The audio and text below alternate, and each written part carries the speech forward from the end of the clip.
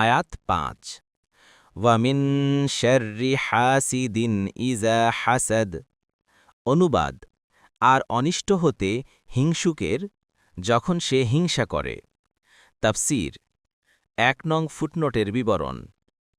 তৃতীয় বিষয় হচ্ছে হাসাদ, যার শাব্দিক অর্থ হিংসা।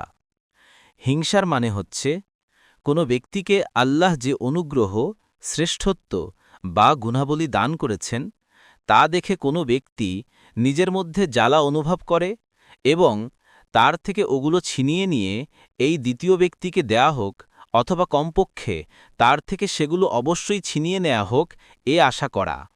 তবে কোনো ব্যক্তি যদি আশা করে অন্যের প্রতি যে অনুগ্রহ করা হয়েছে তার প্রতিও তাই করা হোক, তাহলে এটাকে হিংসার সংজ্ঞায় ফেলা যায় না। সুতরাং হিংসার মূল হল কারো নেয়ামত ও সুখ দেখে দগ্ধ হওয়া এবং সে নেয়ামতের অবসান কামনা করা। হিংসার কারণেই রাসূলুল্লাহ সাল্লাল্লাহু আলাইহি ওয়াসাল্লামের উপর ইহুদিরা জাদু করেছিল, হত্যার প্রচেষ্টা চালানো হয়েছিল। তাছাড়া ইহুদি, মুশরিক ও মুনাফিকরা মুসলিমদের ইসলামের নেয়ামত পাওয়া দেখে হিংসার অনলে দগ্ধ হতো। তাই এই সূরা যেন কোরআনের শেষের দিকে এসেছে মুসলমানদেরকে তাদের নেয়ামত এবং এ নেয়ামতের কারণে তাদের প্রতি হিংসুকদের হিংসা করার কথা স্মরণ করিয়ে দেওয়ার জন্যই এসেছে। আদ আউল বায়ান। রাসূলুল্লাহ সাল্লাল্লাহু আলাইহি ওয়াসাল্লামের প্রতি হিংসা পোষণকারীর সংখ্যা জগতে অনেক।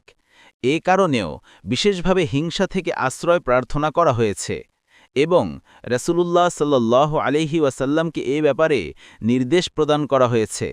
তাবারি। এই হিংসা হারাম ও মহাপাপ। এটাই আকাশেকৃত প্রথম গুনাহ এবং এটাই পৃথিবীতে প্রথম গুনাহ করা হয়েছিল।